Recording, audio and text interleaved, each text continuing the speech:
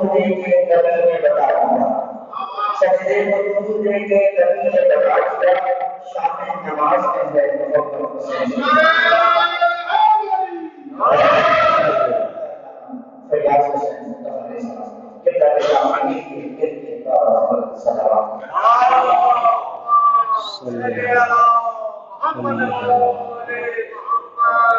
فاتحہ.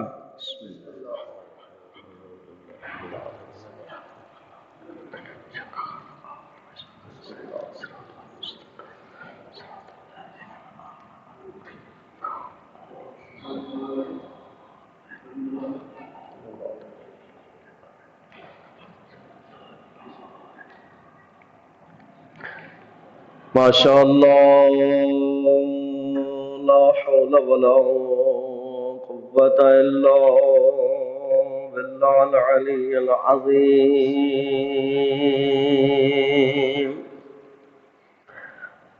أعوذ بالله من الشيطان اللعين الرجيم. بسم الله الرحمن الرحيم.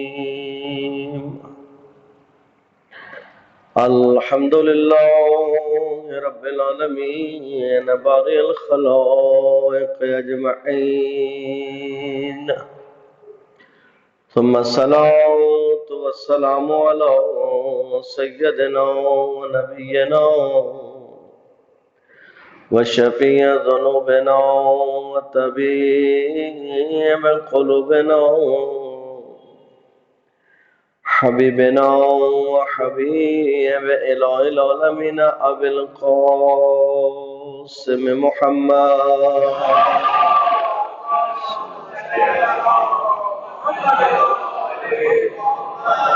وعلى آل بيت الطيبين الطاهرين المعصومين المنتجبين المنتخبين. أما بعد فقد قال الحكيم في محكم كتابه وقوله الحق وهو أصدق القائلين. بسم الله الرحمن الرحيم. إنا أعطيناك الكوثر فصل لربك وانحر إن شانئك هو الأبتر. بلند صلوات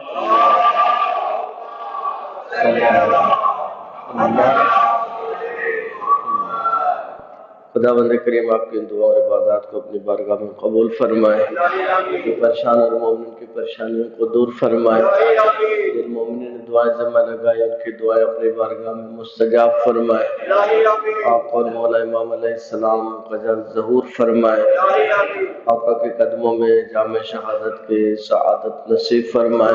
اپنی دعا اور عبادات کی قبولیت کے لیے مل کر باواز بلند صلوات صلی اللہ محمد. محترم و معزز سامعین، خداوند کریم نے اپنے حبیب کو اس سورہ مبارکہ میں ایک بشارت دی اور ایک تسلی اور تشفی دی ان لوگوں کے جواب میں جو یہ سوچتے تھے یا یہ کہتے تھے کہ یہ رسول جو اتنا بڑا مشن لے کے آئے ہیں، ان کے بعد تو ان کا وارث ہی نہیں ہے، ان کا بیٹا ہی نہیں ہے، تو یہ مشن چلے گا کیسے؟ وارث ہی نہیں ہو تو مشن کیسے چل سکتا ہے؟ تو اللہ نے اپنے حبیب کو ان کے طعنوں کا جواب اس سورہ میں دیا. انا اعطیناک الکوثر، اے رسول ہم آپ کو کوثر عطا کر رہے ہیں. کوثر خیر کثیر یعنی وجود زہرا کی صورت میں ہم آپ کو ایک ایسا وجود عطا کر رہے ہیں. جب اتنی بڑی نعمت آپ کو مل جائے تو آپ کیا کیجئے گا؟ فصل لربک، اپنے رب کے سامنے سجدے میں پڑ جائے. جب بیٹی اللہ دے تو شکوہ نہیں کرنا اللہ سے. اللہ کہتا ہے جب میں بیٹے دوں فصل لربک، میری نماز پڑھو، میرا شکر بجا لاؤ، وانحر قربانی دو، ان شانئک ھو الابتر. ابتر تو آپ کا دشمن رہے گا، وہ بے نسل و بے نشان ہو جائے گا، آپ کی نسل پوری دنیا میں پھیل جائے گی. آج بتائیں دنیا کا کون سا گوشہ ہے جس میں زہرا کی اولاد نہیں بستی ہے؟ اولاد زہرا کہاں نہیں ہے؟ آل رسول کہاں نہیں ہے؟ اچھا اس نقطے پہ کبھی غور کیجئے گا. آل بیت کا اصرار تھا اس پر کہ ہمیں آل رسول کہہ کر پکارو، ہمیں آل رسول کہہ کر پکارو، جبکہ یہ بات سب کو معلوم ہے. امام حسن کس کے بیٹے ہیں؟ امام حسین کس کے بیٹے ہیں؟ لیکن جب آپ آل کا ذکر کرتے ہیں تو آپ آل علی نہیں کہتے، آپ آل رسول کہتے ہیں.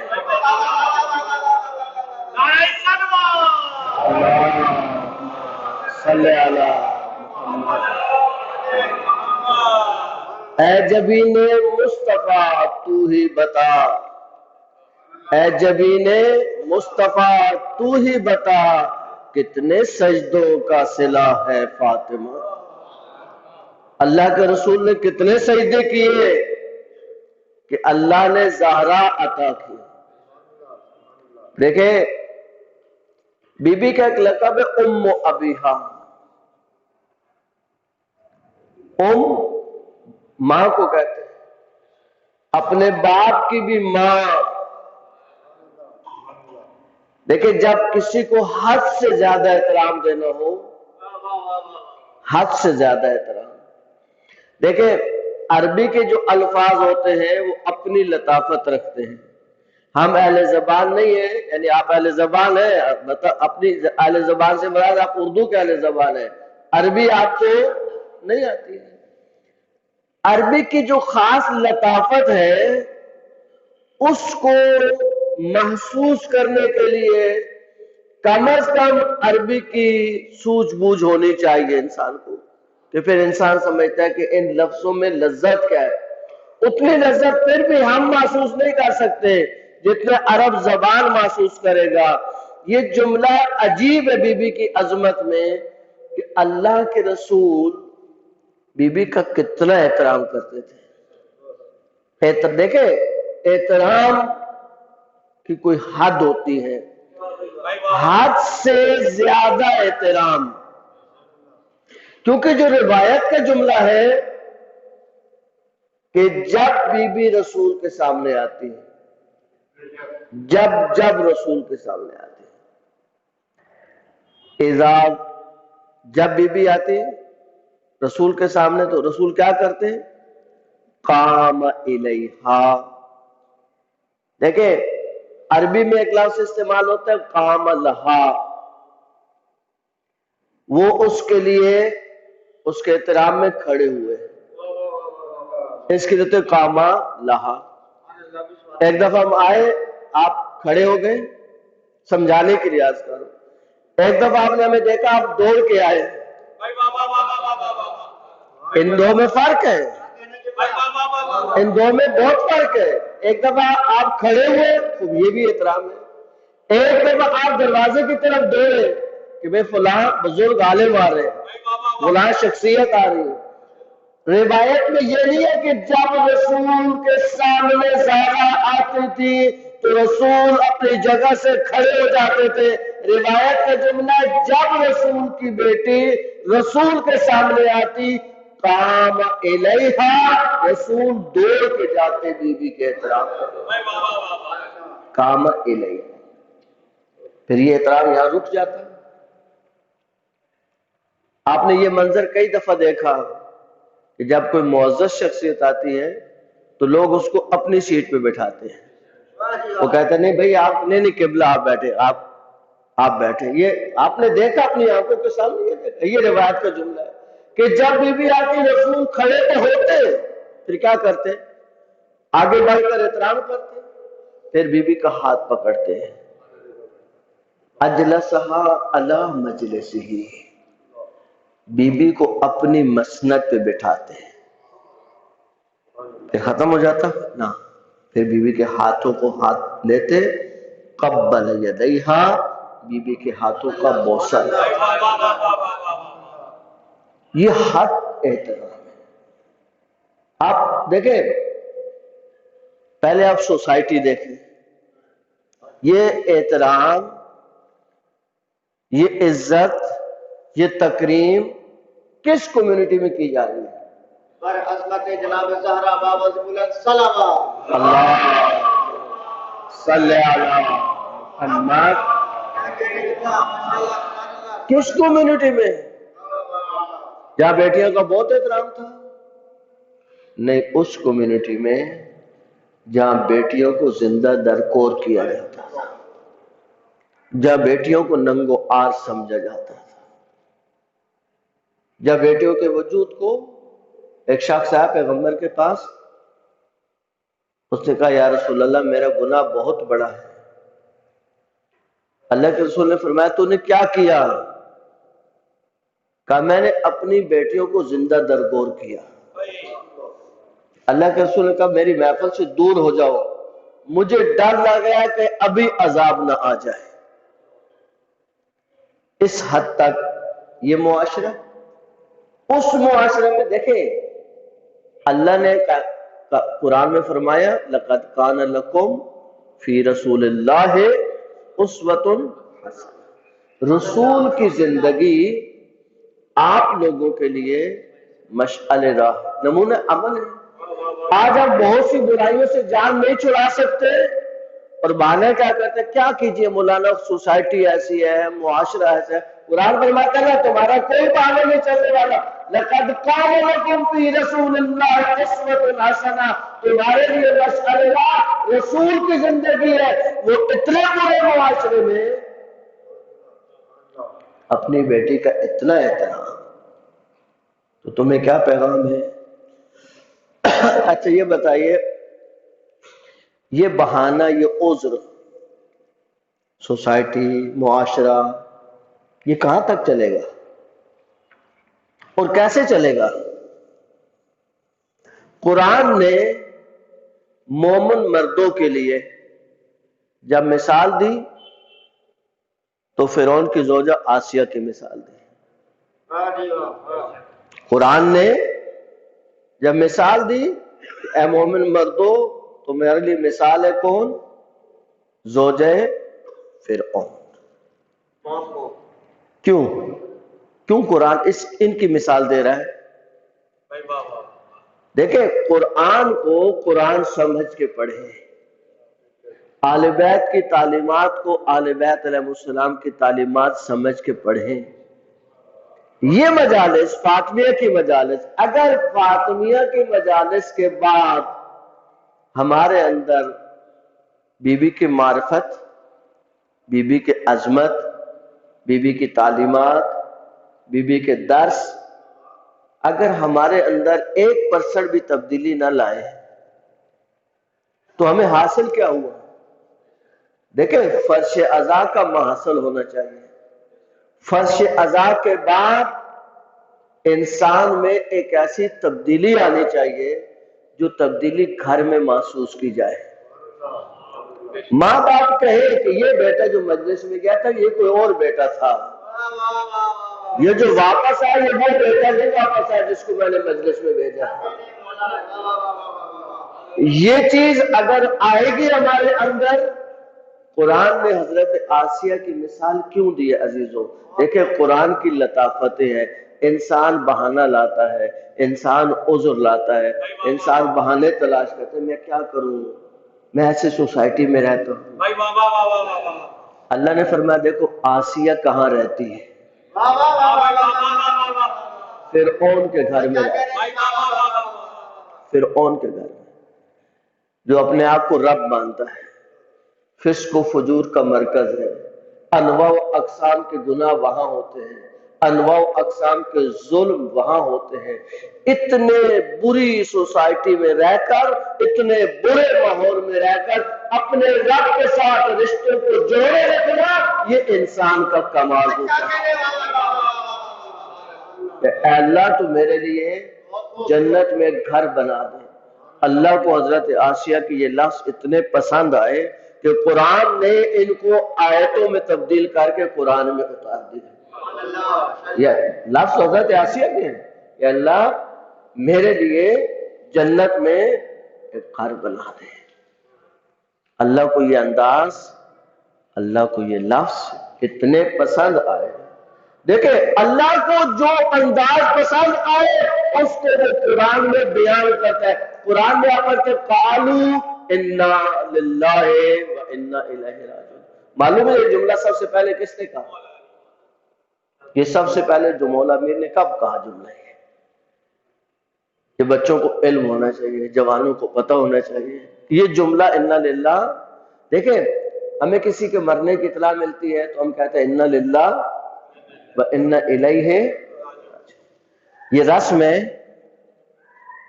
یہ کوئی انداز ہے ہمارا یا نہیں؟ دیکھیں ہم بہت سے کام کرتے ہیں لیکن ان کاموں کی گہرائی سے، ان کاموں کے پس منظر سے اتنے آگاہ نہیں ہوتے۔ کتنی دفعہ یہ کہا ہوگا جملہ انا للہ و انا الیہ راجعون؟ کتنی بار؟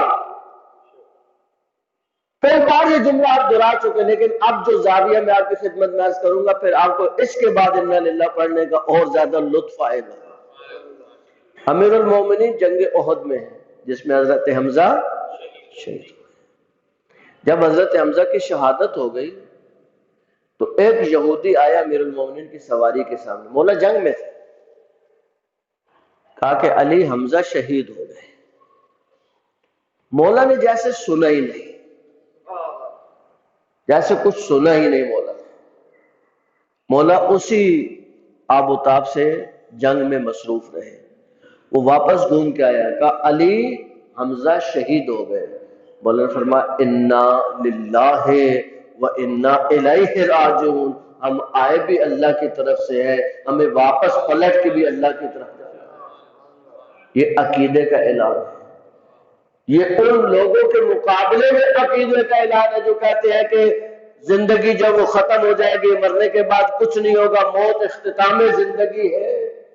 ان کو مولا امیر جواب دے رہے کہ نہیں، ہم اللہ کی طرف سے آئے ہیں، صرف آئے نہیں اللہ کی طرف سے، واپس بھی اسی کی طرف جانا ہے۔ جب واپس جانا ہے پھر کیا ہوگا؟ پھر کیا ہوگا؟ دیکھیں اہل بیت کے در پہ آئیں تو وہ لے کے جائے جو کہیں نہیں ملتا، اور وہ در اہل بیت سے ہی ملتا ہے۔ جو در اہل بیت سے ملتا ہے وہ کہیں نہیں ملتا۔ یہ دنیا ہے، یہ زمانہ ہے، یہ سوشل میڈیا ہے، یہ نیٹ ورک ہے، یہ موبائلز ہیں آپ کے ہاتھوں میں، یہ کمپنیز ہیں جو آپ کو مختلف سہولتیں دیتی ہیں۔ آپ کو معلوم ہے اس جملے کو اگر جوان سنبھال کے لے گئے تو یقیناً بہت لطف آئے گا اگر اس جملے کو سینے میں اتارا کہ کیا عرض کرنا چاہ رہا ہوں۔ دیکھیں ایک آپ کی قیمت دنیا والوں نے ڈالی ہے، ایک آپ کی قیمت مولا امیر نے ڈالی ہے۔ فرق سمجھے قیمت میں۔ مولا امیر نے آپ کی قیمت ڈالی، مولا امیر فرماتے ہیں اے انسان تیرے نفس کی قیمت بہشت ہے، کم از کم تیرے نفس کی قیمت، زیادہ سے زیادہ نہیں۔ دیکھیں کم از کم ایک ریٹ ہوتا ہے، ایک زیادہ سے زیادہ ریٹ ہوتا ہے۔ مولا فرماتے ہیں تیرا زیادہ سے زیادہ ریٹ بہشت نہیں ہے، تیرا کم سے کم ریٹ بہشت ہے۔ بہشت سے کم تر اپنے کو بیچنا نقصان ہے۔ تیرے نفس کی قیمت کیا ہے؟ بہشت۔ یہ قیمت کس نے لگائی؟ مولا امیر نے۔ دنیا والوں نے بھی جوان کی قیمت لگائی، قیمت لگائی جوانوں کی۔ کیا قیمت لگائی؟ کہا تمہاری ایک رات 5 روپے کی، 5 پوری رات۔ آپ کی قیمت کیا لگی؟ توجہ فرما رہے ہیں، آپ کی قیمت کتنی ہے؟ پانچ روپے کا پیکج کراؤ، ساری رات برباد کرو، ساری رات۔ اچھا میں نے لفظ برباد استعمال کی، اس سے بڑی بربادی، اس سے بڑی بربادی کہ آپ ساری رات 5 روپے کے اوپر خرچ کر دیں۔ اچھا ہوتا کیا ہے؟ جوانوں کو تو سمجھ آ رہی ہے کیا ہوتا صلوات بھیج اہل بیت کی ذات صلی اللہ علیہ وسلم۔ یا چیٹنگ ہوتی ہے یا گفتگو ہوتی ہے۔ بڑے بیٹھے ہو تو چیٹنگ پہ گزارا، نہیں ہو تو پھر گفتگو۔ درست توجہ فرمائیے گا۔ دیکھیں عزیز، دھوکہ کس کو دیتے ہیں؟ نقصان کس کا ہوتا ہے؟ آپ دیکھیں مولا نے کیا قیمت ڈالی اور دنیا والے نے کیا قیمت ڈالی۔ آپ کی پوری رات کو 5 روپے میں برباد کر دیا۔ مولا نے فرمایا تیری یہ قیمت نہیں تھی، تو نے تو نقصان پہ نہیں بربادی پہ بیچا اپنے آپ کو۔ دیکھیں بعض چیزیں خراب ہو جاتے ہیں پھینک دی جاتی، بکنے کے قابل بھی نہیں ہوتی۔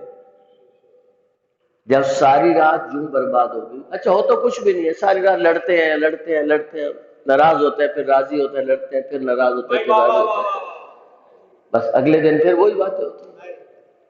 نہ قرآن ہوتا ہے، نہ حدیث ہوتی ہے، نہ فرمان ہوتا ہے، ٹھیک ہے نا؟ اور بدبختی کا عالم معلوم ہے کیا ہے؟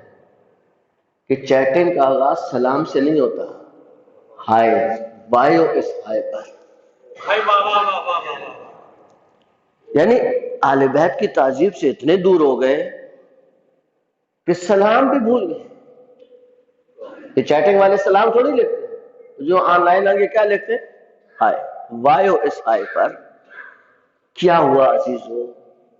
دیکھیں یہ منظر ہمیں تو نہیں بھولتا کبھی کہ جب عاشور کی شب ہوتی ہے تو جوان ساری رات جاگتا ہے صرف مولا علی اکبر کی اذان کے لیے۔ میں نے کئی دفعہ اذان کے مصائب پڑھے، اذان خود دی اذان، اور جو ولولہ، جو جوش، جو محبت، جو عشق جوان کا ہم محسوس کرتے ہیں اس وقت، وہ واقعی دیدنی ہوتا ہے، رشک آتا ہے ہمیں اس وقت جوانوں پر۔ لیکن جوان یہ بھول جاتا ہے کہ یہ اذان صرف آج کے لیے تو نہیں ہے۔ مولا نے اذان کیوں دلوائی تھی علی اکبر سے؟ اس لیے کہ جوان کے لیے سب سے مشکل نماز صبح کی نماز ہے، سب سے مشکل نماز جوان کے لیے مشکل نماز ہے صبح کی۔ مولا نے کہا بیٹا علی اکبر آپ اذان دو، اس لیے کہ میرا جوان تجھ سے بہت محبت کرتا ہے، جب تیری اذان سنے گا بستر پہ تو آرام سے نہیں سوئے گا۔ اذان علی اکبر سونے نہیں دیتی ہے، لیکن جب کان میں پڑے، جب سنی جائے، صرف عاشور کی صبح نہیں، ہم نے تو یہ بدبختی بھی دیکھی کہ اس اذان کے مصائب کے بعد کئی جوان گھروں میں چلے جاتے ہیں، نماز بھی نہیں پڑھتے ہیں۔ اس سے بڑی بدبختی نہیں عزیز، در اہل بیت پہ آئے ہیں، ہمیں اپنے نفسوں کی اصلاح کرنی ہے۔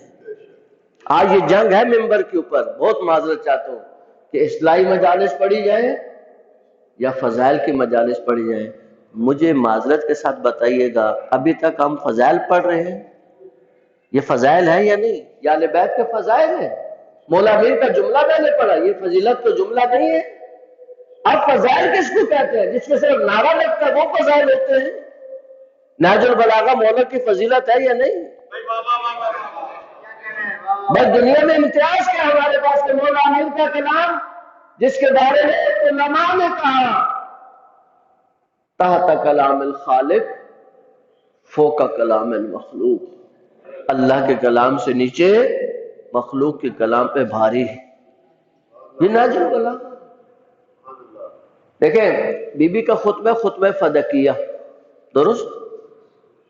خطبہ فدقیہ نہج البلاغہ کا خلاصہ ہے، اور نہج البلاغہ خطبہ فدقیہ کی شرح ہے۔ یعنی اگر دل چاہے کہ تفصیل سے خطبہ فدقیہ پڑھے تو نہج البلاغہ پڑھ لیجئے گا، اور اگر اختصار کے ساتھ نہج البلاغہ پڑھنا چاہے تو خطبہ فدقیہ پڑھ لیجئے گا۔ صلی علی محمد۔ دیکھیں عزیز جوان، خصوصاً جوان، مولا میر کا ایک جملہ ہے، میرے اس جملے کو، میرا نہیں ہے، مولا میر کا جملہ ہے، اس کو آپ جتنا وہ کیا کہتے ہیں پھیلانا پھیلائیں، مولا میر کا جملہ، میرا جملہ نہیں ہے، سنیے گا پھر پھیلائیے گا۔ مولا امیر فرماتے ہیں میرے شیعوں کو قرآن کی اس آیت سے نمازی بناؤ، قرآن کی اس آیت سے میرے شیعوں کو نمازی بناؤ۔ کون سی آیت؟ اقیم الصلاۃ، وہ قرآن میں کئی بار تکرار ہے، مولا نے اس آیت کا تذکرہ نہیں کیا، اقیم الصلاۃ ولا تکونوا من المشرکین، نماز پڑھو اور مشرک نہیں بنو، اس کو بھی مولا نے بیان نہیں کیا۔ مولا میر فرماتے ہیں سورہ مدثر کی اس آیت کو میرے شیعوں کے سامنے پڑھو، اس لیے کہ وہ قرآن صامت ہے اور بیان کرنے والا قرآن ناطق ہے۔ قرآن ناطق قرآن صامت کی آیت کو بتلا رہا ہے۔ مولا فرماتے ہیں ممکن نہیں ہے کہ کوئی شیعہ اس آیت کو سنے اور پھر وہ نماز سے غفلت کرے۔ مولا وہ کون سی آیت؟ کا سورہ مدثر کی آخری آیت ہے، فی جنات، یہ بی بی کے مجالس ہے۔ کسی کے ذہن میں سوال آئے گا مولانا بی بی کی مجالس ہے اور آپ بات نماز کی کر رہے ہیں؟ ہاں، اس لیے کہ بی بی کے خطبے میں ایک جملہ ہے کہ اللہ نے تمہارے اوپر نماز فرض کی تنزیہا لکم عن الکبر، کہ اللہ تمہیں کبر سے نجات دے۔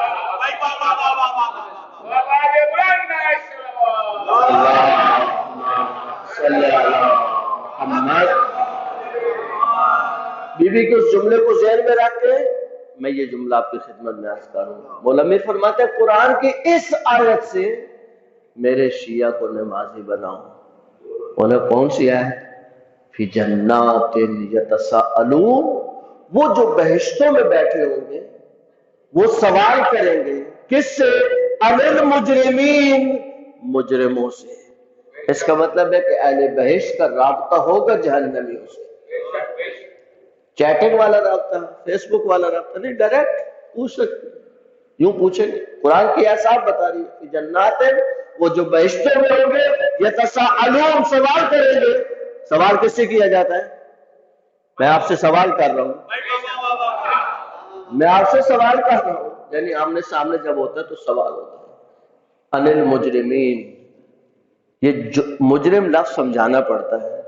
دیکھیں ایف آئی آر جب آپ کسی کی کٹواتے ہیں تو پولیس جب ابتدائی رپورٹ لکھتی ہے تو وہاں لفظ مجرم نہیں لکھتی، وہاں لفظ ملزم لکھتی ہے کہ یہ اس پہ الزام ہے اس نے چوری کی ہے، یہ اس پہ الزام ہے اس نے ڈاکہ ڈالے، یہ اس پہ الزام ہے اس نے یہ کام کیا، یہ اس پہ الزام ہے یہ کام کیا۔ لیکن جب گواہ پیش ہو جائے اور عدالت میں ثابت ہو جائے کہ ہاں یہ جرم اسی نے کیا ہے تو پھر اس کو مجرم ڈکلیئر کیا جاتا ہے۔ قرآن نے لفظ مجرم استعمال کی ہے، ملزم استعمال نہیں کیا۔ اس پہ الزام نہیں ہے کہ نماز نہیں پڑھتا تھا، یہ قطعاً نماز نہیں پڑھتا تھا، اس کا جرم ہے کہ نماز نہیں پڑھتا تھا، مجرم ہے یہ۔ فی جنات یتساءلون، وہ جو بہشتوں میں بیٹھے ہوں گے وہ سوال کریں گے۔ کیا سوال کریں گے؟ عن المجرمین، مجرموں سے سوال کریں گے۔ کیا؟ ما سلککم فی سقر، تم نے دنیا میں کیا کیا تھا کہ تمہیں اللہ نے جہنم میں ڈال دیا؟ کہ تم کن راستوں پہ چل نکلے تھے کہ تمہیں ٹھکانہ جہنم نصیب ہوا؟ قالوا، وہ جواب دیں گے لم نک من المصلین، ہم نماز نہیں پڑھا کرتے تھے۔ عزیز و معلوم ہے نماز کتنی بڑی فضیلت ہے۔ مولا حسین کربلا میں ہے، اس شخص نے جب مولا سے خواہش کی کہ مولا زندگی بھر آپ کے پیچھے نمازیں پڑھی ہیں، آخری نماز کی خواہش ہے کہ آپ کے پیچھے پڑھو۔ مولا نے فرمایا جعلک اللہ من المصلین، اللہ تجھے نمازیوں میں معشور کرے، نمازیوں میں معشور کرے یعنی بہشتیوں میں معشور کرے، نمازیوں میں معشور کرے یعنی آل بیت کے ساتھ تجھے معشور کرے۔ یہ ساری دعائیں امام نے ایک دعا میں اس کو دے دی۔ عزیزو اہل بیت علیہ السلام کے در سے جو سب سے دیکھیں بی بی نے نماز کا فلسفہ بتایا. اللہ نے نماز کیوں فرض کی؟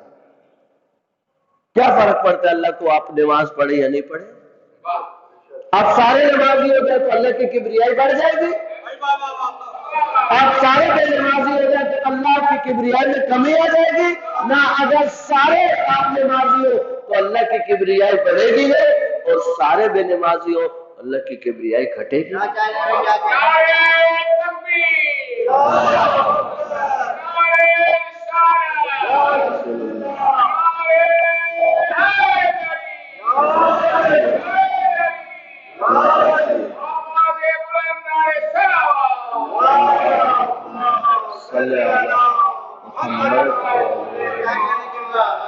عزیزان جتنے بھی نماز کے فلسفے آج تک آپ نے سنے، جتنی نماز کی خوبیاں آج تک آپ نے سنی، وہ ساری ایک طرف اور زہرا کا جملہ ایک طرف. ایک جملہ.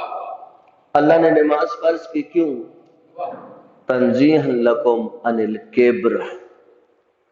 تنزیہ سمجھتے ہیں؟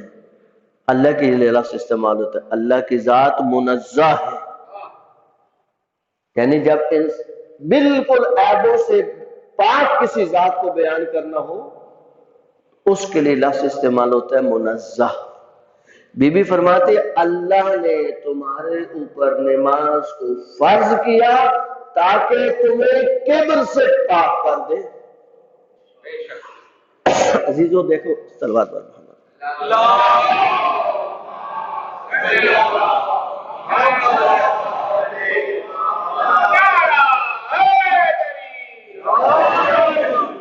دیکھیں عزیزو، ایک لفظ ہے عجب،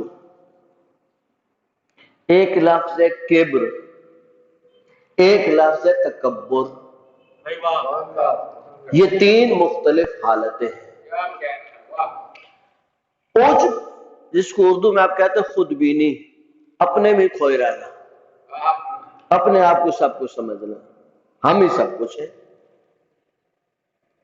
اردو میں اس کے لیے جو مناسب ترین لفظ استعمال ہوتا ہے عجب کے لیے وہ خود بینی ہے. اب جوانوں کو تو اردو ہے، اردو زبان، لیکن اردو نہیں آتی. صلوات بھیجے اہل بیت کی ذات پر.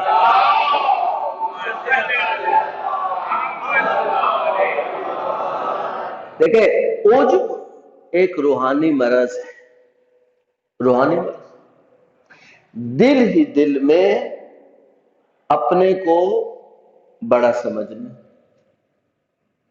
ہم بہت اچھے مولانا ہیں، ہم بہت اچھے شاعر ہیں، ہم بہت اچھے انجینئر ہیں.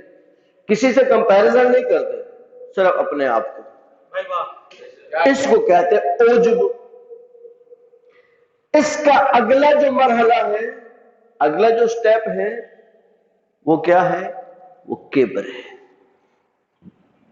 اب کمپیریزن شروع ہوتا ہے. ان کو کیا مجلس پڑھنی آتی ہے جو ہم پڑھتے ہیں؟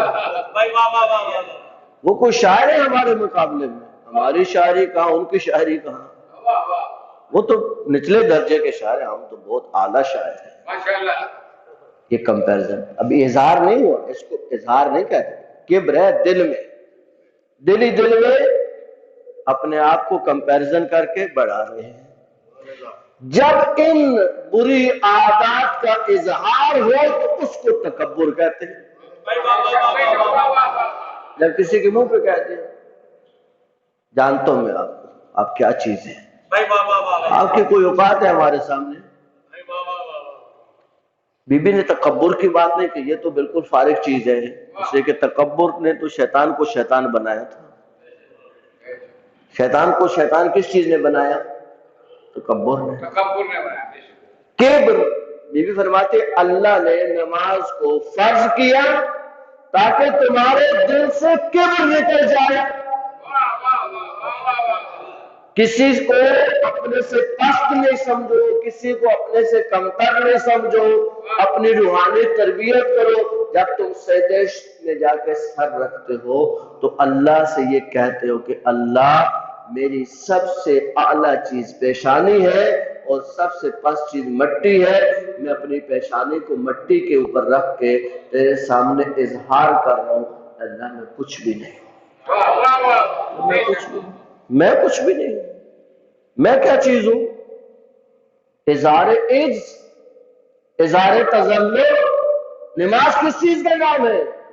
کیوں آج نماز کے بعد بھی ہمارے اندر سے وہ چیزیں نہیں نکلی کہ ہم نے نماز کو سمجھے ہی نہیں کہ نماز کیا ہے؟ اگر نماز کو نماز سمجھتے اور بی بی کے اس جملے کو جانتے کہ نماز کا فلسفہ کیا تھا، مولا فرماتا ہے کہ جب تم پہلی دفعہ سجدے میں سر رکھتے ہو اور پہلی دفعہ مٹی پہ اپنے سر کو رکھ دیتے ہو تو تم گویا اللہ کے سامنے اعلان کرتے ہو، اے اللہ تو نے مجھے اسی مٹی سے پیدا کیا ہے، یہ مٹی ہے جس سے تو نے مجھے پیدا کیا، میری کیا حیثیت؟ پھر آپ سر اٹھاتے ہیں۔ توبہ کا صحیح وقت کیا ہوتا ہے؟ جب انسان محسوس کرے کہ وہ اللہ کے قریب ہے، جب یہ احساس ہو کہ میں اللہ کے قریب ہوں تو کہا فوراً توبہ کرو، اس سے اچھا موقع نہیں ملے گا توبہ کرنے کا۔ جب آپ سجدے میں جاتے ہیں اور اپنے آپ کو محسوس کرتے ہیں کہ اپنے رب کے قریب ہو گئے تو سجدے سے سر اٹھائے، پھر اپنے گناہوں کی طرف دیکھیں، استغفر اللہ ربی واتوب الیہ، استغفر اللہ ربی واتوب الیہ۔ مولا فرماتا ہے پھر سجدے میں سر رکھو، جب پھر سر رکھو تو پھر کیا سوچنا ہے؟ اللہ یہ وہی مٹی ہے اس سے تو نے مجھے پیدا کیا تھا، لیکن مجھے واپس بھی تو اسی مٹی میں آنا ہے، اسی مٹی میں مجھے مٹی ہو جانا ہے۔ لیکن اگر کوئی سمجھے، اگر کوئی اس بات کو سمجھے کہ مجھے مٹی میں مٹی ہو جانا ہے تو عزیز و مولا کا جملہ ہے، پھر مولا کا جملہ، مولا فرماتے ہیں انسان تو کس چیز پہ تکبر کرتا ہے؟ تیرے پاس تکبر کرنے کے لیے ہے کیا؟ تو پہلے اپنی حقیقت تو جان، تو اپنی حیثیت تو سمجھ۔ گاڑیوں سے، بنگلوں سے، بینک بیلنس سے انسان کی حیثیت بنتی ہے، انسان کی شخصیت بنتی ہے چیزوں سے؟ نہیں، کوئی شخصیت نہیں بنتی، ان سے کوئی شخصیت نہیں بنتی ہے۔ مولا فرماتے ہیں انسان تجھے اپنی حقیقت نہیں بھولنی چاہیے۔ تیری حقیقت کیا ہے؟ اولہ نطفۃ وآخرہ جیفا، تیرا آغاز ایک گندے پانی سے ہوا اور تیرا انجام یہ ہے کہ اگر تجھے کوئی ہاتھ لگائے تو اس پہ غسل واجب ہو جاتا ہے۔ یہ دو حقیقتوں کے درمیان تو انسان ہے، تو کس بات پہ اترا رہا ہے؟ تیرے دل میں گھمنڈ کیا ہے؟ تو کیا چیز لے کے پھر رہے بھائی؟ نماز انسان کو ان ساری اخلاقی برائیوں سے کیا کرتی ہے؟ پاک کرتی ہے۔ رابطہ رب سے انسان کا بڑھ جاتا ہے۔ یہ نماز پڑھے تو فائدہ کس کو ہے؟ فائدہ کس کو؟ میں کہتا ہوں بھائی اگر آپ یہ کام کریں، روزانہ یہ کام کرنا ہے، میں آپ کو مہینے کے اینڈ پہ 50,000 روپے دوں گا۔ آپ کہیں کتنی دیر کا کام ہے؟ ان کو 20 منٹ کا۔ انہوں نے 20 منٹ کے 50,000 دیں گے؟ ہم دیں گے، ہمیں اللہ نے دیے، دیں گے۔ مثال دے رہا ہوں، سچا نہیں سمجھے کہ مولوی کی بات، سلوات بھیجا لے بات۔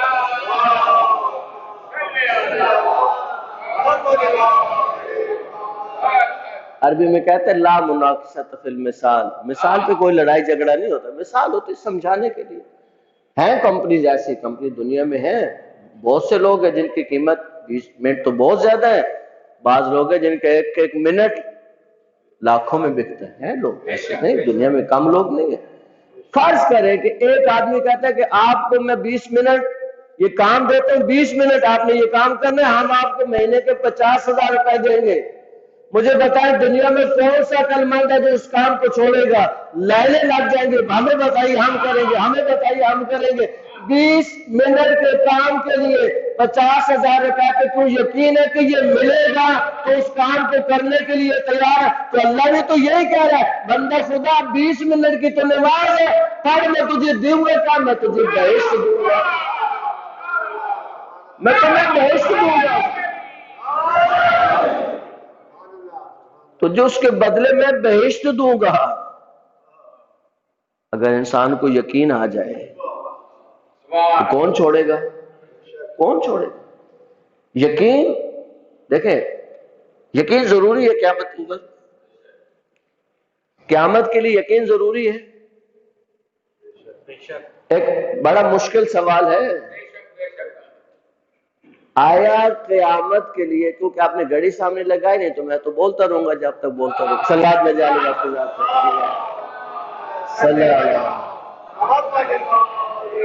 گھڑی سامنے تو ہمیں پتہ ہوتا کتنا ٹائم ہوا، ابھی تو ہمیں نہیں پتا کتنا ٹائم ہوا. صلوات میں جا لے بات کی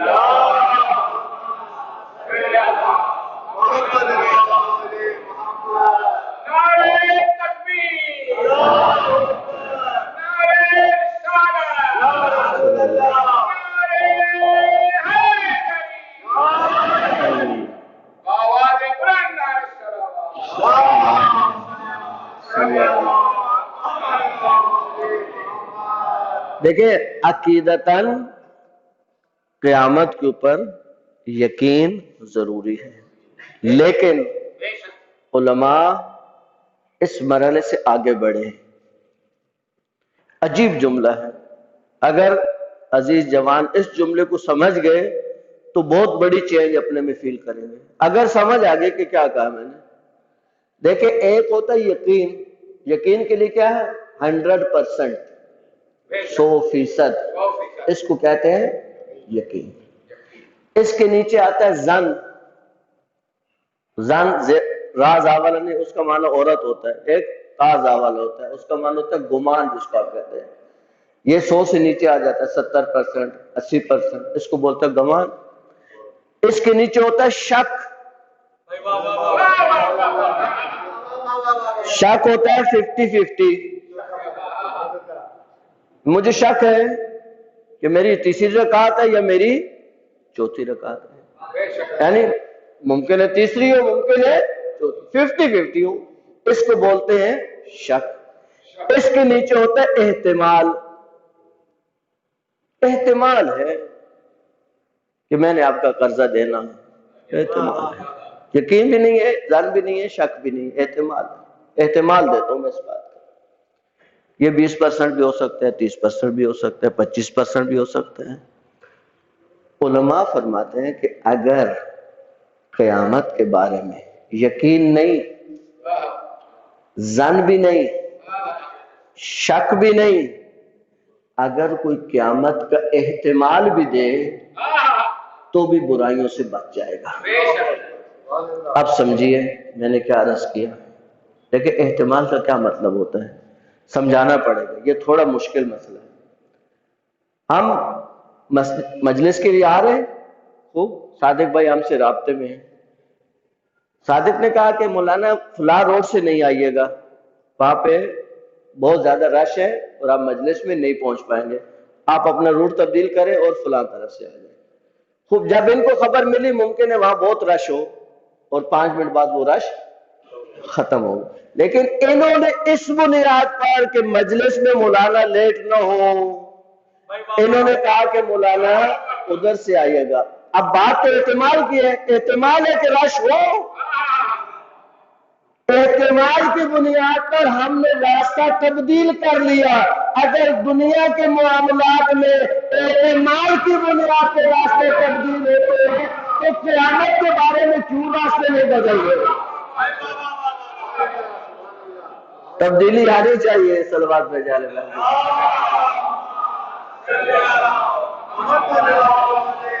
بڑی تبدیلی آ سکتی ہے، بڑی تبدیلی آ سکتی ہے اگر قیامت کے بارے میں جہنم کا احتمال بھی آ جائے. یہ احتمال آ جائے شاید مجھے جہنم میں ڈال دیں. یقین کی بات نہیں کر رہے، شک کی بھی بات نہیں کر رہے، ظن کی بات کر رہے. ظن کی بھی نہیں کر رہے، یقین کی بھی نہیں کر رہے. جبکہ قرآن نے بے نمازیوں کو یقیناً جہنم کا وعدہ دیا. مولا میر کے میں نے کیا بھی عرض کیا، قرآن کی آیت کے اوپر شک کیا جا سکتا ہے؟ نہیں. قرآن کی آیت ہے، شک کریں گے تو اسلام سے خارج ہو جائیں گے. آج جو جوانوں کو یہ کہہ کر کوئی مسئلہ نہیں ہے، آپ تو مولا امیر کو مانتے ہیں نا، مولا آ جائیں گے ہمیں چھڑانے کے لیے، مولا ہے یا کوئی علاقے کے چودھری؟ آپ نے مولا کو کیا سمجھا ہے؟ مولا کو مولا سمجھاؤ، مولا کو علاقے کا چودھری نہیں سمجھاؤ۔ چودھری نہیں دیکھتا اس نے کیا کیا ہے، وہ تو نہیں دیکھتا، جاتے ہیں لوگ اس کے پاؤں پر جاتے ہیں، میرے بیٹے کو پکڑ کے لے گئے، کیا کیا؟ چھوڑو بھائی کیا کیا، وہ فون کرتے اور چھوڑ دو بھائی اس کو، چھوڑ دیتے۔ آپ نے مولا کو کیا سمجھایا؟ کیا دنیا کو پیش کر رہے مولا؟ عزیزو، مولا کو مولا سمجھے، مولا عادل ہے، عادل سمجھتے؟ عادل سمجھتے کس کو کہتے ہیں؟ جو عدل کرتا ہے، انصاف نہیں، انصاف کا مطلب اور عدل کا مطلب اور ہوتا ہے۔ عدل و انصاف یہ استعمال ہوتے ہیں آپس میں، آپ عام طور پہ عدل کو مساوات کے معنی میں لیتے ہیں، مساوات نہیں اسلام نے کہا، اسلام نے عدل کہا ہے، کہ بیویوں کے درمیان عدل ضروری ہے۔ آپ جس عدل کو سمجھتے ہیں وہ مساوات ہے، وہ مساوات ہے، عدل نہیں۔ سمجھانے کے لیے آج کل بات آگے تو سمجھ لیجیے، شریعت نے کہا کہ بیوی اگر 4 ہو ان کے درمیان کیا ضروری ہے؟ عدل ضروری ہے، مساوات نہیں کہ اگر اس کو مرغی کھلائیے تو اس کو بھی مرغی کھلاؤ، یہ تو ہے مساوات۔ اس کو ڈیفینس میں رکھو تو اس کو بھی ڈیفینس میں رکھو، یہ تو مساوات ہے، عدل نہیں ہے۔ اس کے لیے نوکر رکھو، اس کے لیے بھی نوکر رکھو، یہ مساوات ہے، عدل نہیں ہے۔ عدل کیا ہے؟ اس کا جو اسٹیٹس ہے اس کو اس کے اسٹیٹس پہ رکھو، اس کا جو اسٹیٹس ہے اس کو اس کے اسٹیٹس پہ رکھو، اس کو بولتے ہیں عدل۔ بات تھوڑی بھاری ہو جائے گی، عرض کر دوں رسول کی کتنی بیویاں ہیں؟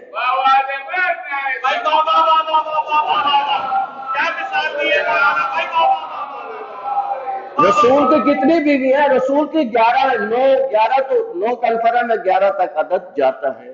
بتائیں کسی ایک بیوی کے بارے میں اللہ کے رسول نے یہ جملہ کہا خدیجتی من مثل خدیجہ، میری خدیجہ، کون ہے میری خدیجہ کی طرح؟ رسول عادل ہے یا نہیں؟ رسول عادل ہے، ایسے ویسے عادل ہے۔ ایک شخص نے رسول کے منہ پہ کہا اللہ کے رسول معاذ اللہ عدل نہیں کرتے۔ اللہ کے رسول نے جلال میں کہا بدبخت ان لم اعدل فمن یعدل، اگر میں عدالت نہیں کرتا تو کائنات میں پھر عدل کرتا کون ہے؟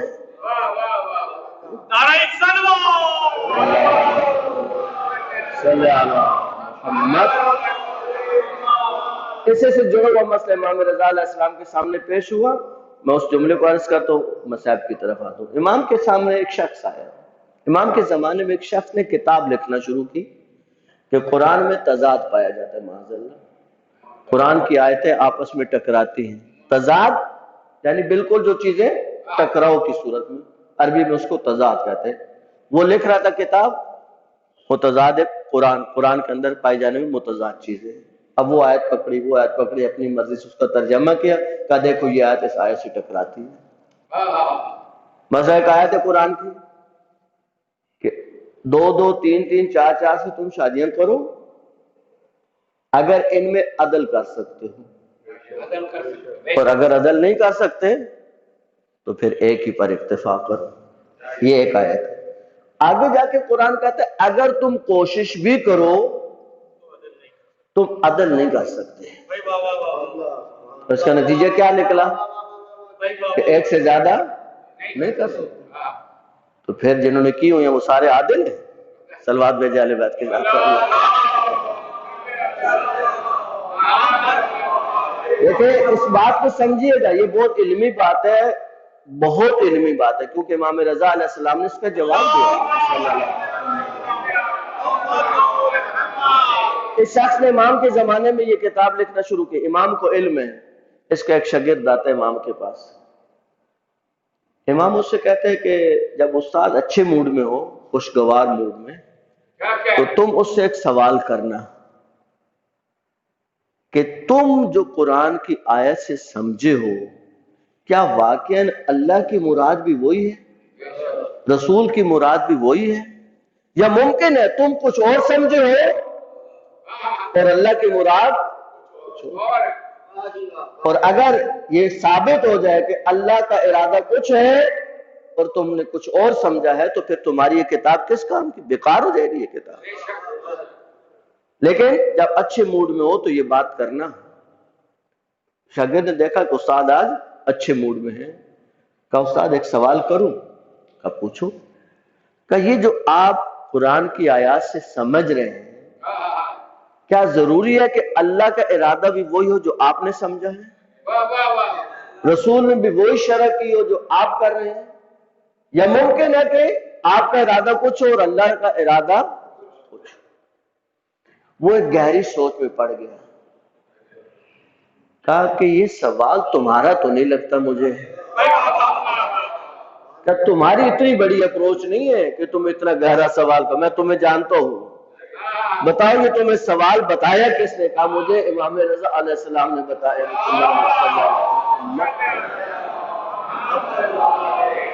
کہتا ہے اس نے اپنی کتاب کو اپنے ہاتھ سے پھاڑ دیا، اب یہ کتاب اس قابل نہیں ہے۔ اس میں امام نے اسی کا جواب دیا کہ یہ جو عدل کا مسئلہ ہے، وہ جو اللہ نے کہا کہ عدل کرو، اس عدل سے مراد نان و نفقے کا عدل ہے، وہاں پہ عدالت ضروری ہے، لیکن وہ جو اللہ نے کہا کہ تم کوشش کے باوجود عدل نہیں کر سکتے، وہ قلبی عدالت ہے۔ اب دل میں سب کو برابر سمجھے، ممکن ہے ایک نے خون چوسا ہوا ہے اور ایک جان نثار کر رہی ہے تو دونوں دل میں برابر ہوں، دونوں دل میں برابر ہو گئی؟ کیسے ممکن ہے؟ جو احترام ختیجہ کا پیغمبر کے دل میں ہے وہ دیکھیں وہ احترام بتاتا ہے، پیغمبر کے دل میں جتنا حضرت ختیجہ کا احترام ہے وہ پیغمبر کا دل نہیں بتاتا، صرف پیغمبر کا عمل بھی بتاتا ہے کہ پیغمبر نے ختیجہ کی زندگی میں کسی سے شادی نہیں کی۔ یہ عمل، یہ دل نہیں، یہ عمل رسول بتاتا ہے کہ ختیجہ کا کیا مقام ہے۔ تو عزیزو دل میں ایک جیسا مقام ممکن نہیں ہے۔ امام نے فرمایا اس عدالت سے مراد قلبی عدالت ہے جو کسی بشر کے لیے ممکن نہیں ہے، وہ رسول کے لیے ممکن نہیں ہے۔ اس عدالت میں قائم رہنا، وہ عدالت یعنی کیسے ممکن ہے کہ اس عدالت کو برقرار رکھا جا سکے؟ یہ وہ قرآن کی ظرافت ہے، یہ وہ اہل بیت کے پیغام ہیں۔ عزیزو بی بی نے دیکھیں، میں ایک جملہ عرض کرتا ہوں، قیامت کے دن یہ سنا آپ نے، بی بی آئیں گی محشر کے میدان میں اور بی بی ایک جملہ کہیں گی، میرا اللہ دنیا والوں نے مجھے نہیں پہچانا، دنیا والے میرا مقام نہیں سمجھ سکے، لیکن اللہ یہ قیامت کا دن ہے، کہتے ہیں جب بی بی کی سواری لائی جائے گی تو منادی ندا کرے گا، غضوا ابصارکم، اپنی آنکھوں کو نیچے کر لو، نکسوا رؤوسکم، اپنے سروں کو جھکا لو۔ کیوں؟ کہ زہرا کی سواری آنا چاہتی ہے۔ جب بی بی مقام شفاعت پہ کھڑی ہو جائے گی، اللہ سے کہیں گی کہ اے میرا اللہ، عزیزو یہ جو کہتے ہیں نا کہ آپ کے اور میرے آنسو بی بی کے رومال میں جاتے ہیں، اگر یہ کنایہ بھی ہے تو بہت اچھی بات ہے اور ایک حقیقت کے مطابق بات ہے، کیونکہ یہ آنسو بی بی جمع کرتے ہیں۔ اگر کوئی پوچھے بی بی سے، اے زہرا، اے رسول کی بیٹی، اے مادر حسنین، ہمارے ان گنہگاروں کے آنسوؤں کو کیوں جمع کرتی ہیں؟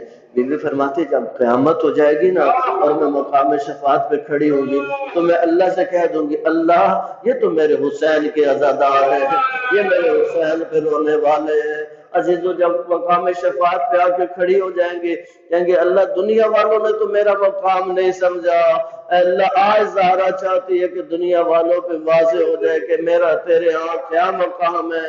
اللہ فرمائے گا زہرا یہ میدان محشر ہے، آپ جس کا بھی ہاتھ پکڑ کے لے جانا چاہیں میں اللہ منع نہیں کر رہا ہوں۔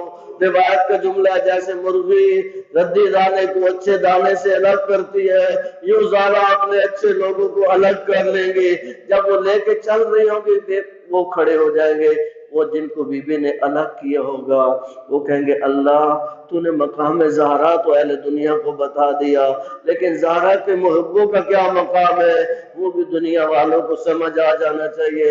اللہ جواب دے گا اے زہرا کے محبوں میں تمہیں اجازت دیتا ہوں، جس کسی نے تمہیں زہرا کی محبت میں کبھی کھانا کھلایا، کبھی پانی پلایا، کبھی تمہارا کام کیا، تم اس کا ہاتھ پکڑ کے اپنے ساتھ لے جاؤ۔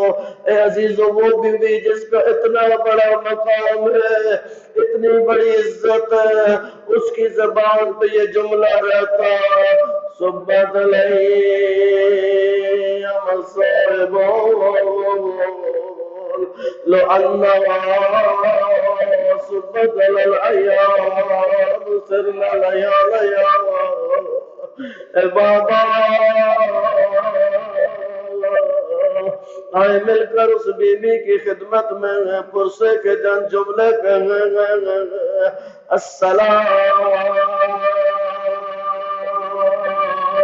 علیک یا ابا عبداللہ وعلى الأرواح التي خلاها ببنوه عليك مني سلام الله أبدا بقي الليل والنهار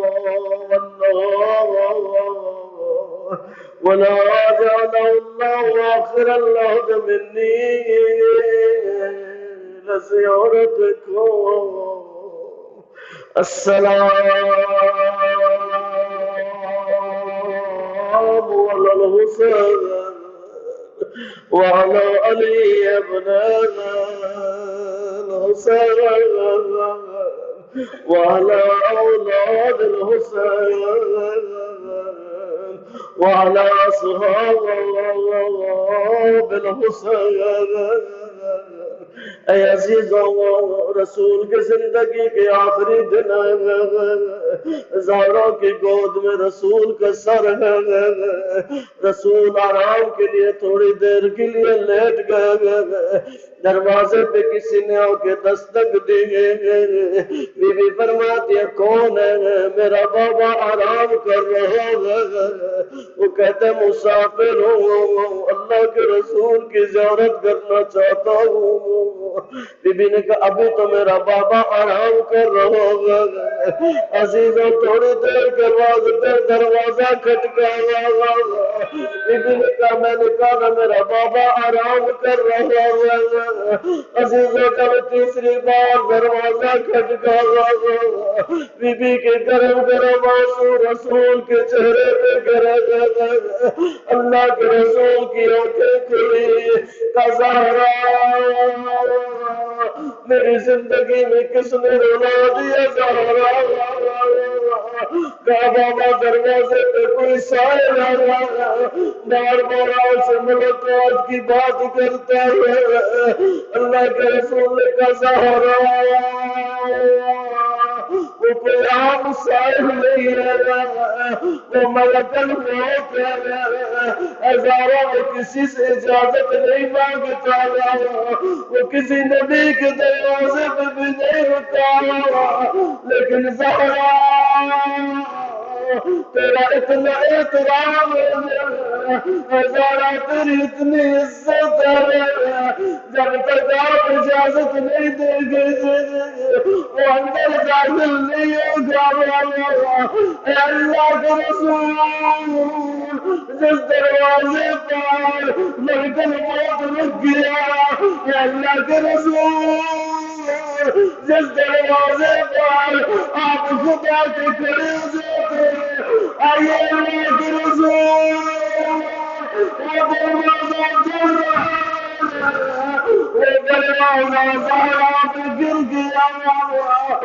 دروازے سے زہرا کی تسلیاں ٹوٹ گئی. عزیزوں امام سجاد میں اور بی بی میں چند چیزیں مشابہت رکھتی ہے. کہتے ہیں دادی میں اور اس پوتے میں پہلی مشابہت یہ ہے یہ دونوں جوانی میں بوڑھے ہو گئے. بی بی کا سر بھی سفید ہو گیا اور آقا سجاد کا سر بھی سفید ہو گیا. آقا کی کمر بھی جھک گئی تھی اور زہرا کی کمر بھی جھک گئی تھی. بی بی بھی سب سے زیادہ رونے والوں میں رہنا. آقا سجاد بھی سب سے زیادہ رونے والوں میں رہنا. آقا سجاد کو شام میں نلایا جب ایمان سے کوئی پوچھتا ہوا آقا اتنا کیوں روتے ہیں کوئی بات نہیں کرتے تھے. فقط ایک جملہ کہتے ہیں شام ہائے شام ہائے شام. لیکن بی بی سے پوچھا جاتا تھا بی بی تھوڑے قدرے تفصیل سے بتاتے ہیں میرے پہ دروازے گرا ہوا میرے پہلو زخمی ہوا میرے موسم شہید ہوا. عزیزوں جب بی بی کو ہوش آیا فضا کو آواز دے یا فضا خزیدی فضا مجھے سہارا دے قد قتل نامی آشاری. میرا محسن شہید ہو گیا میرا پہلو زخمی ہو گیا. اللہ ولعنت اللہ على القوم الظالمين وسيعلم الذين ظلموا وجه منقلب. یا اللہ ہمارے اس قلیل توسل کو اپنی بارگاہ میں قبول فرما. یا اللہ اسے ہمارے گناہوں کی بخشش کا ذریعہ قرار. یا اللہ بروز معاشر شفیع معاشر حضرت زہرا سلام اللہ علیہ کی شفاعت نصیب فرما. یا اللہ ہمارے جوانوں کو نماز کا پابند بنا.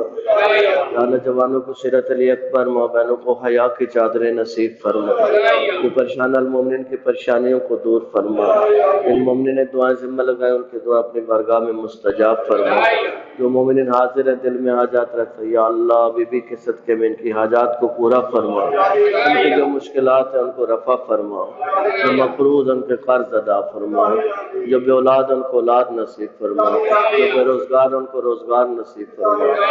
یا اللہ کورونا کے مریضوں کو دیگر مریضوں کو بیمار کربلا کے صدقے شفا کامل و عاجل نصیب فرما.